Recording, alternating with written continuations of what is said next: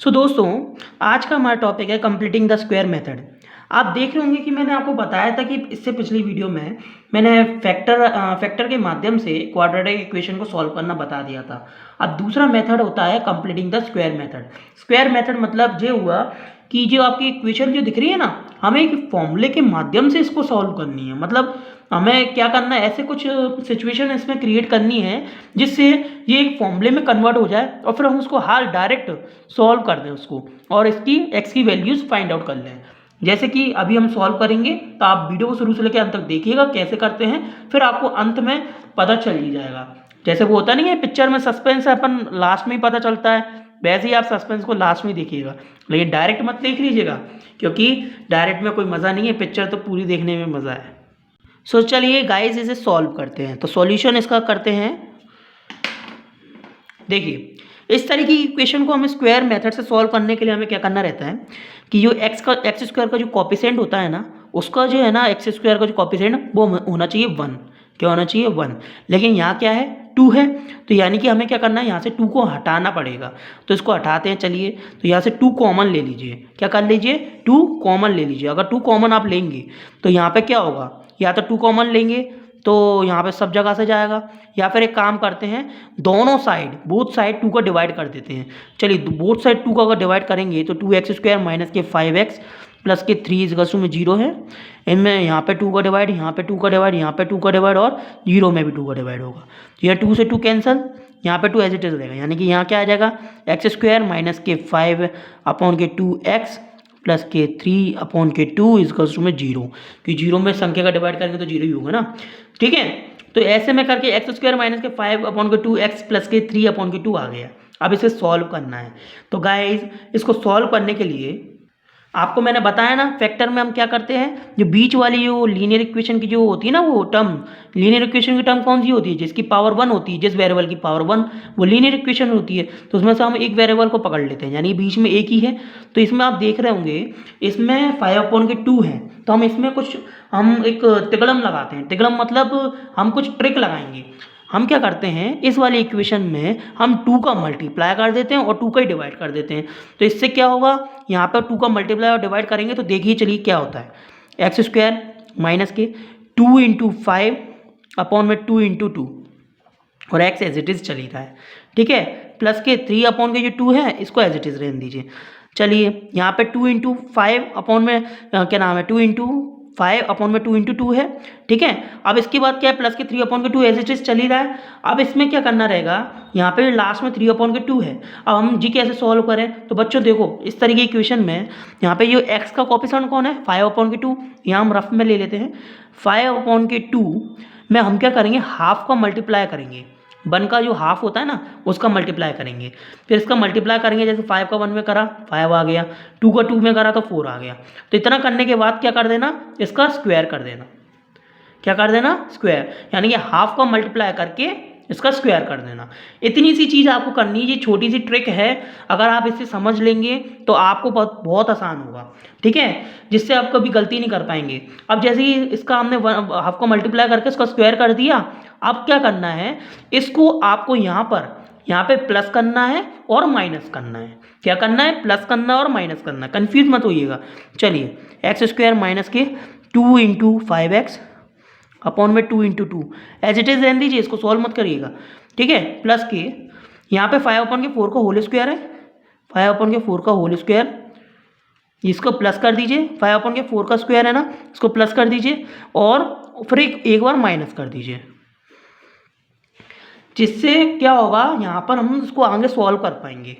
मैंने आपको बताया था ना, फॉर्मूला बनाना होता है, तो ये ऐसे फॉर्मूला बन जाएगा। अब देखिए, प्लस के 3 अपॉन के 2 एज इट इज लिख दिया। अब आप सोच रहे होंगे सर ने ऐसा क्यों लगाया, तो बेटा देखो, अपन यहाँ पे प्लस कर रहे हैं और माइनस भी कर रहे हैं, तो इसका मतलब क्या है, इसकी वैल्यू क्या हो गई, 0 ही हो जाएगी ना। लेकिन अगर हम इसको रख के सॉल्व करके देखते हैं तो हमें कोई इक्वेशन ही मिलेगी। जैसे अपन कहते नहीं है, आगे बढ़ के देखो, रास्ता तो आपको मिल ही जाएगा, बस कठिनाइयाँ बहुत होंगी उस रास्ते में, लेकिन उसको अब पार करते जाओगे तो रास्ता तो खुलता ही जाएगा ना। ऐसे ही यहाँ पे देखिए, अब यहाँ पे हमने देखा ढंग से, तो आप देख पा रहे होंगे, नीचे 2 का इंटू 2 से कर दीजिए। एक्स स्क्वायर माइनस के 2 इंटू 5 अपॉन के 4 एक्स प्लस के 5 अपॉन के 4 का होल स्क्वायर माइनस के 5/4 का स्क्वायर प्लस के 3/2 इक्वल्स टू में 0। ठीक है, इतना आ गई समझ में। अब देखिए ध्यान से, ये इक्वेशन यहाँ से लेके यहाँ तक की, इसको अगर गौर से देखें तो आपको याद होगा a माइनस के b का स्क्वायर क्या होता है बच्चों, a square minus 2ab plus B square होता है। और एक a प्लस के b का होल स्क्वायर का क्या फॉर्मूला होता है बच्चों, a square plus 2ab plus B square होता है।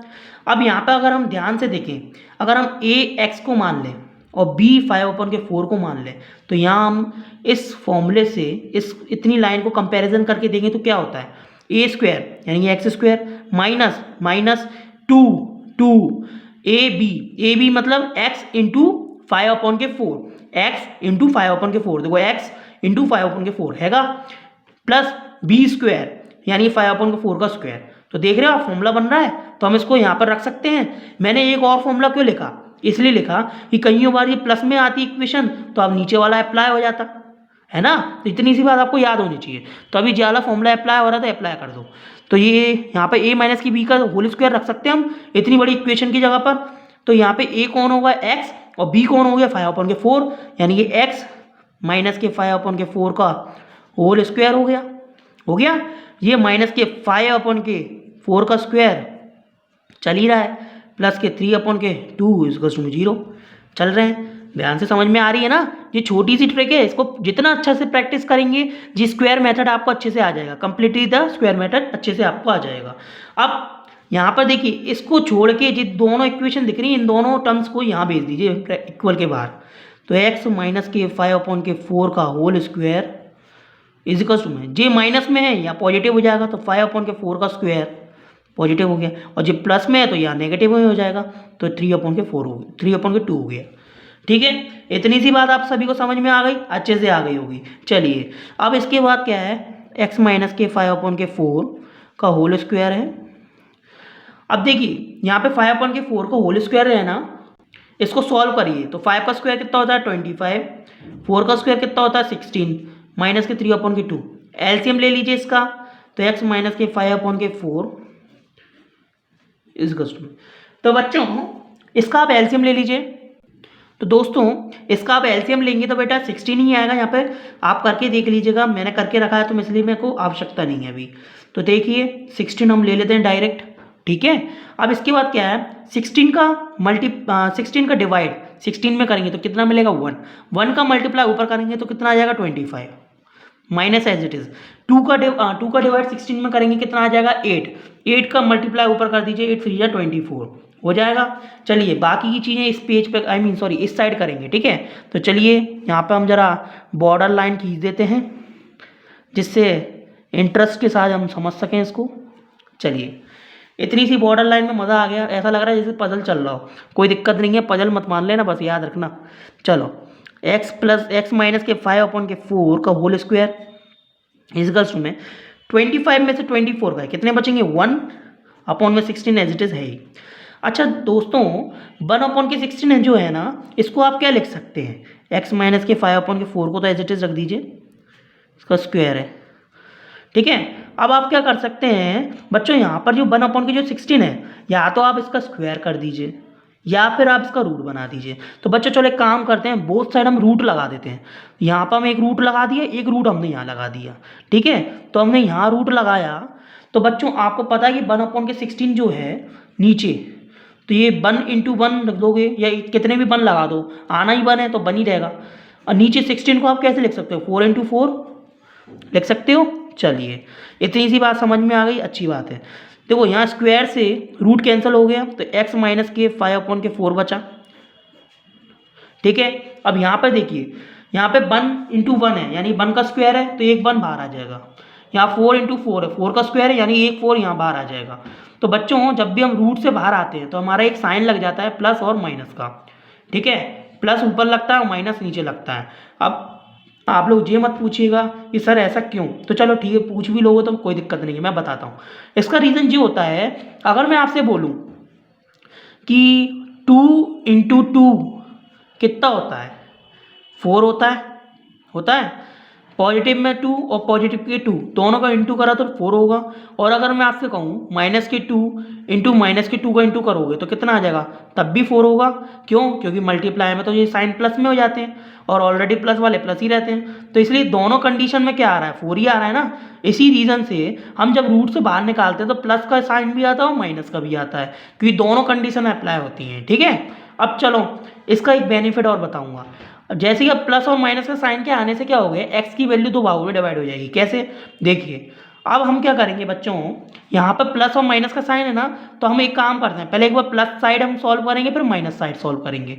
तो नाउ हम पहले प्लस साइड ले रहे हैं, तो एक्स माइनस के 4 अपॉन में इक्वल्स टू में 1 अपॉन के 4 प्लस वाली ले लेते हैं। तो इसको सॉल्व करेंगे तो कितना आ जाएगा बच्चों, एक्स इक्वल्स टू में 5 अपॉन के 4 यहाँ प्लस में आ जाएंगे। ठीक है, और यहाँ पर प्लस में ऑलरेडी चल ही रहे हैं तो जी होगा। इसका एलसीएम ले लिया तो बेटा क्या आ जाएगा, 4 ही आएगा। और 4 का डिवाइड 4 में करेंगे तो ये क्या आएगा, 5 है ना। और यहाँ 4 का डिवाइड 4 में करेंगे तो 1 आएगा, मल्टीप्लाई करने पर ही 1 आएगा। तो लो, तो कितना आ जाएगा बेटा, ये 6 अपॉन के 4 आ जाएगा। और ये 2 की पारी से 2 के पारे से काटते हैं तो क्या आ जाएगा, 2 3 या 6 और 2 2 जा 4। तो यानी ये एक्स की वैल्यू क्या आ गई बेटा, 3 अपॉन के 2। ये एक्स की वैल्यू तो हमें पता चल गई। अब चलिए नीचे दूसरी साइड देखते हैं हम। अब हम x माइनस के 5 अपॉन के 4 इक्वल्स टू में नेगेटिव वाली साइड ले लेते हैं, नेगेटिव 1 अपॉन के 4। अब इसको सॉल्व करिए तो यहाँ पर x इक्वल्स टू में ये 5 अपॉन के 4 हो जाएंगे पॉजिटिव, या नेगेटिव के 1 अपॉन के 4। ठीक है, अब यहाँ हमने इसका एलसीएम लिया बेटा तो 4 आएगा। 4 का डिवाइड 4 से करा 1 बचेगा, 1 का मल्टीप्लाई ऊपर करा 5 माइनस साइन, 4 का डिवाइड 4 से करा 1 बचेगा, 1 का मल्टीप्लाई ऊपर करा तो 1। तो यहाँ एक्स की वैल्यू कितनी आ जाएगी, 4 अपॉन के 4, 4 1 जा 4, 4 1 जा 4, यानी कि एक्स की वैल्यू टोटल कितनी आ गई बेटा, 1। और एक्स की यहाँ पे एक वैल्यू कौन सी होगी, 3 अपॉन की 2, और एक वैल्यू कौन सी होगी, 1। तो ऐसे में क्या होता है बेटा, जी हमारे x की वैल्यू दोनों फाइंड आउट हो गई हैं, किस मेथड से, कंप्लीटिंग द स्क्वायर मेथड से। तो आपने देखा कि किस तरीके से हमने इसको सॉल्व करा। भले ही ये देखने में आपको थोड़ा कठिन लग रहा है, ये थोड़ा टफ लग रहा है, बट टेंशन लेने की आवश्यकता नहीं है। आप इसको जितना अच्छे से प्रैक्टिस करेंगे उतनी जल्दी इसको आपको समझ में आ जाएगा। ठीक है, और अगर कोई मेथड आपका कोई क्लियर नहीं हो पाया, जैसे कोई डाउट क्लियर नहीं हुआ हो, तो आप हमारी इस वीडियो को रिवाइंड करके देख लीजिए। अगर तब भी समझ में नहीं आता तो हमें कमेंट्स में बताइएगा। हमारे कमेंट्स, आपका कमेंट्स हमारे संपर्क में जैसे ही आएगा तो हम आपका जवाब जरूर देंगे। ठीक है गाइस, चलिए अब पढ़ते हैं हम इसका नेक्स्ट टॉपिक की तरफ, जो कि लास्ट टॉपिक रह गया इसका। कौन सा है वो टॉपिक, है आपका क्वाड्रेटिक फॉर्मूला। तो बच्चों हम उस क्वाड्रेटिक फॉर्मूले को हम नेक्स्ट पेज पे पढ़ते हैं। चलिए